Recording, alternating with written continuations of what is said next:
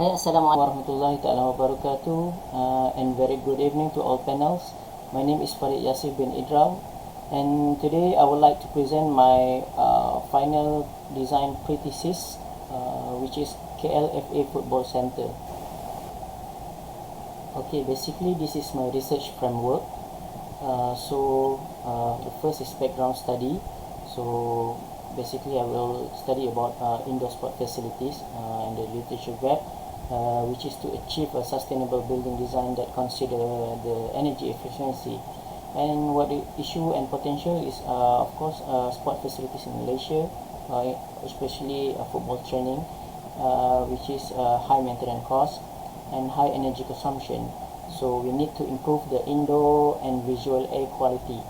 So for the methodology, I will study about site study, literature review about energy efficiency, daylighting, opening system, artificial lighting, LED spot lighting, and natural ventilation, and I will do a model simulation.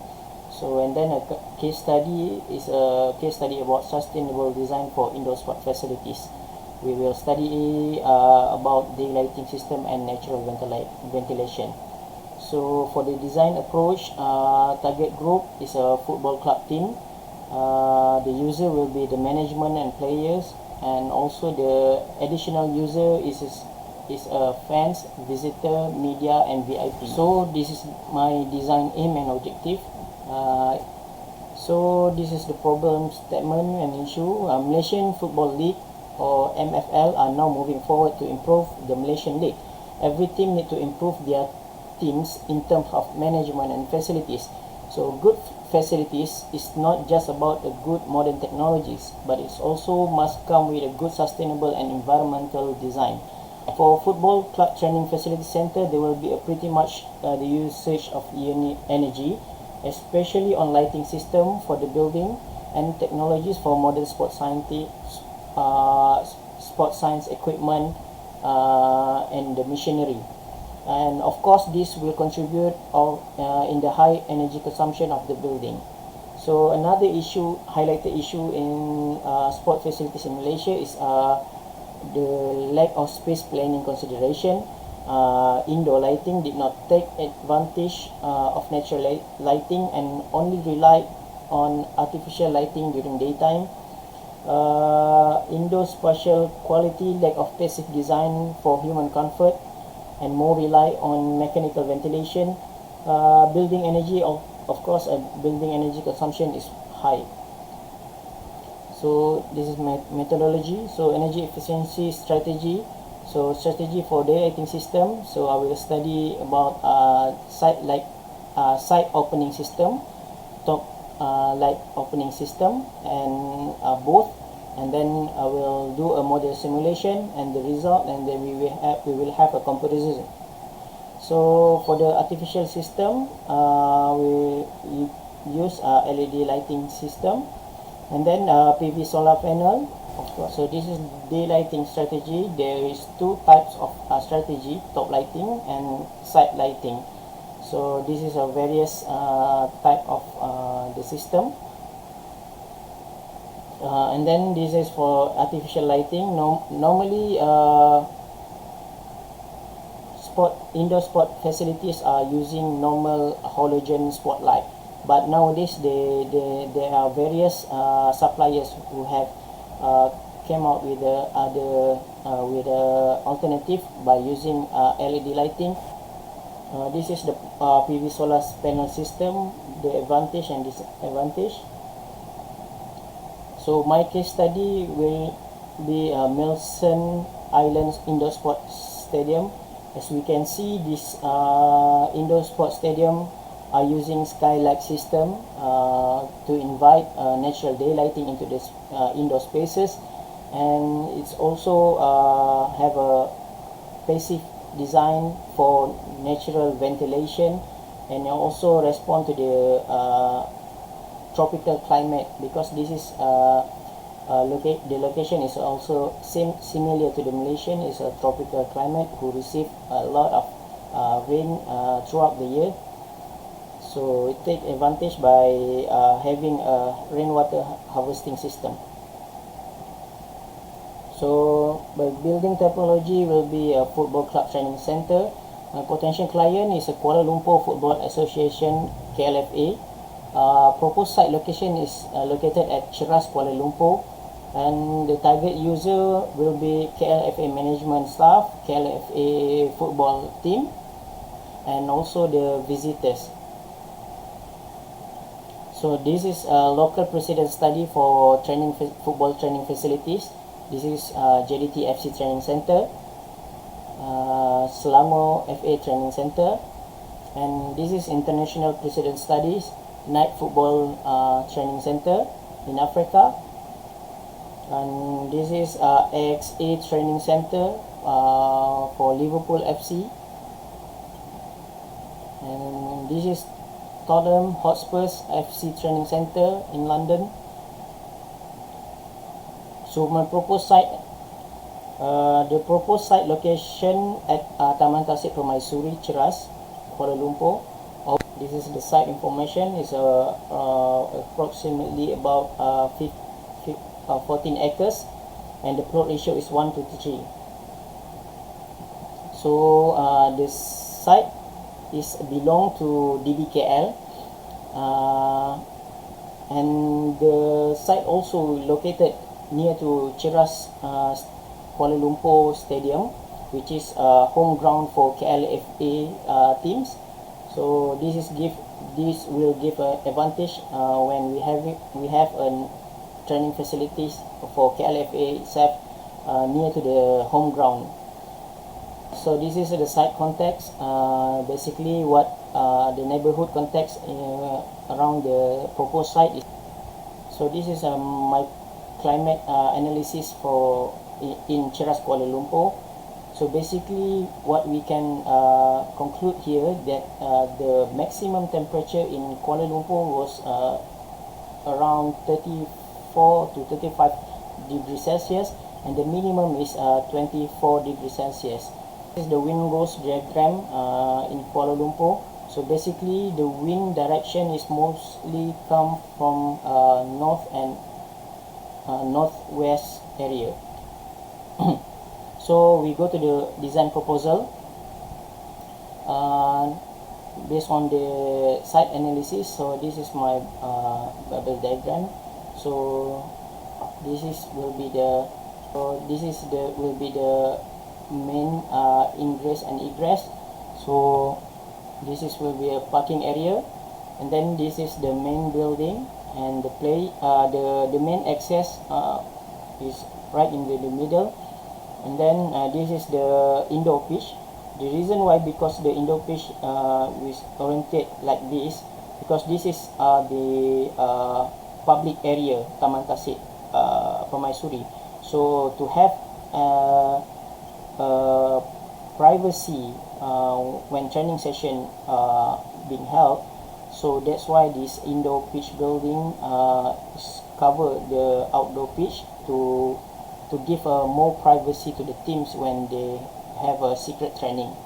So this will be the warm-up zone, and this is the existing lake, but I'm proposing to enlarge the lake to give a better view, to have some view for the players when they are training on outdoor. So this is building massing development. So basically this building have three main components, which is the first is a main building, and then second one is indoor football pitch, and the third one is outdoor football pitch. So the second idea is to make these three components as a one building. So we combine the main building and the outdoor building, and then we give a bit slanted on the entrance of the building, on the lobby area, to give the sense of welcoming from the parking area to the outdoor football training pitch. So and then the third one is the orientation response to the sun path. and then I created an aerodynamic wall was proposed for inviting fresh air into the building. This is the player routine flow. So this is the flow chart that what are the daily routine for the player. So overall layout planning will take consideration for teams players routine because they are the main users of the building. But the layout also not to forget to other users also as such as media, visitors and VIP. So basically this is site plan layout. This is a solar radiant simulation that I've made before. So from this simulation we can know that this building receive much of solar radiance. So we take advantage by proposing a solar panel into this building. So this is the reference spaces idea. This is a overall ground floor. So this is a blowout for ground floor plan. So from parking spaces, this is the lobby atrium. So this is will be the receptionist, and this is the great wall, which is a welcoming wall. And then we have here pocket garden, and then and also open gallery here. So normally the players when they coming into the building, they will go to the and they will enter to this changing room, and then they will go to the kids room to get their attire, and then they will go to the changing room, and then after that they will go to the gym fitness to have some fitness test, and then they will go out to the warm-up zone and do the outdoor training. So in this ground floor also we have this hydrotherapy rooms and physiotherapy, and this is the indoor football pitch. So when they want to training indoor, so they will go straight into the indoor. So this is the staircase to the mezzanine floor. So this is the SOA for ground floor. So and this is the requirement illuminance lux for each of the spaces. So this is the mezzanine floor. When the players or the visitors go to the mezzanine floor, this is the player lounge, which is a place that the players can have a rest and have a fun for a minute after training. So basically they will have a pool, they were playing pool or video games here, PlayStation. And this is a trophy display area. So when this is the achievement of the club, they will display here. And the mezzanine floor will have this see through to the fitness area, gym area. So this is the nutrition cafeteria. So the reason why there's a void on the gyms area because when they are having a meal here, they can see through to the gyms, so that they have feel that after they're having a meal, they want to get some exercise, they will go straight to the downstairs. So we have a surau here, an equipment store, and this is the SOA for mezzanine floor. This is the first floor. So when you come to the first floor, which is this is the media press conference hall. So before having a press conference, so this is a room for the team to have a preparation.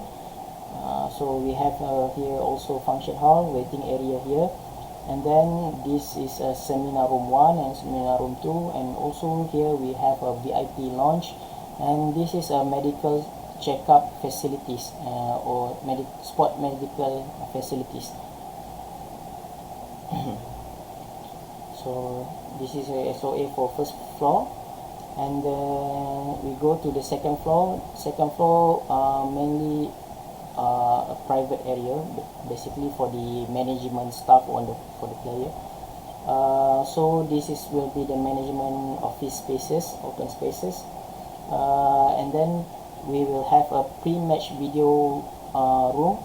So this is a very important space that are required in these facilities nowadays, football facilities. So it's actually after their league match, so they will have a pre-match analysis in this room. So they will watch back their videos, their games, and then they will have an analysis what mistake they have been done in the match. So basically this is the directors and the head coach office, and also we have an outdoor lounge here, and this is a meeting room and conference rooms. So this basically this office have a entrance here.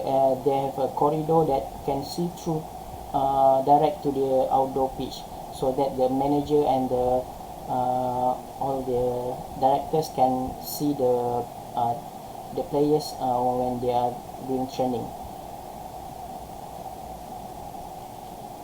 So this is SOA for second floor.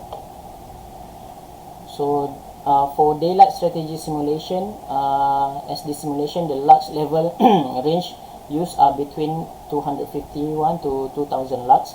So for football indoor facilities, the required minimum lux level is 750 so to 1000, and then this is from the lighting handbook. And then if as we can see, if from the simulation, if the result is turn out green, so basically we achieve what are the required lux illuminance level for the building. So the daylight factor according to the MS 1524 is 1.5 to 3.5. So the first strategy that I've made, the first idea was to have an opening on the east and west first facade. So as we can see here from the result, that the east and west area are receiving quite numbers of illuminance level, but in the middle it's very low. So then come to the second strategy, which is to have a perimeter side opening. So we have a perimeter opening, and then from the result we can see still on the center area it's turned out blue. So and then the east and west side is very over illuminance level, which is orange. So and then we go to the third strategy by adding top light opening, skylight. So from this simulation we can see that the center area has turned out green, so which is what we want to achieve actually, but there's still a lack on the east and west area, which is it receive a quite numbers of illuminance level. So the final strategy is to have a shading device on the east and west facade. So from this result we can see that we can reduce the illuminance level on the east and west facade, and then also give the middle spaces enough illuminance level. So this is the final strategy, and this will be implemented into our final design. So for natural ventilation strategy, so I will propose an angular fixed curtain wall in order to give indoor thermal comfort and air quality. So this is a normal conventional curtain wall, and this is my proposed angular curtain wall, fixed wall. They have some degrees, and to allow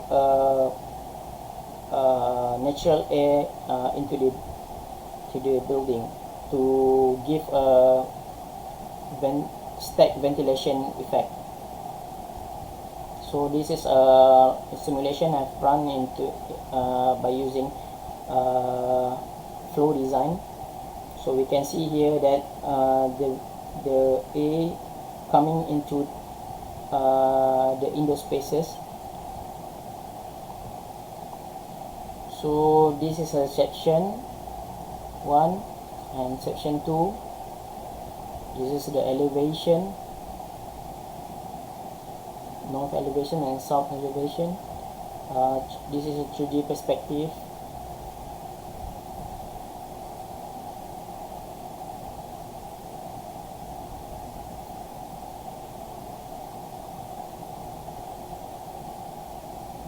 And this is the interior perspective on the pocket garden area. This is the gallery, open gallery area. So this is actually a grand atrium here, and this is an open wall. So it will give natural ventilation into the building.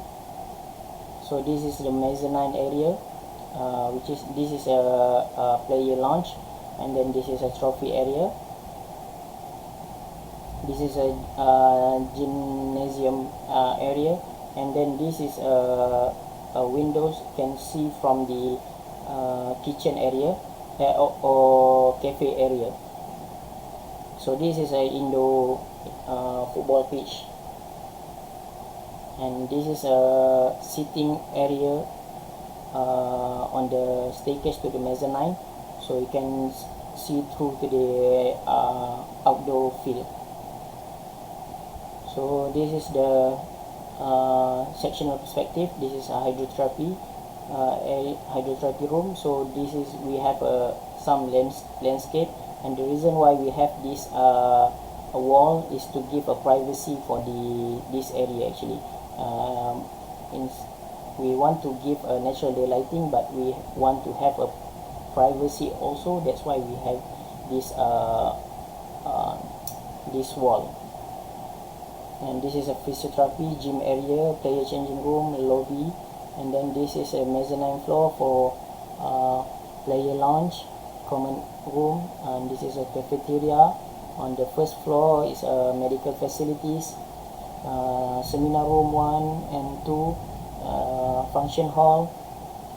This is a pre-match video analysis, and the director's room and head coach room, and this is a meeting room.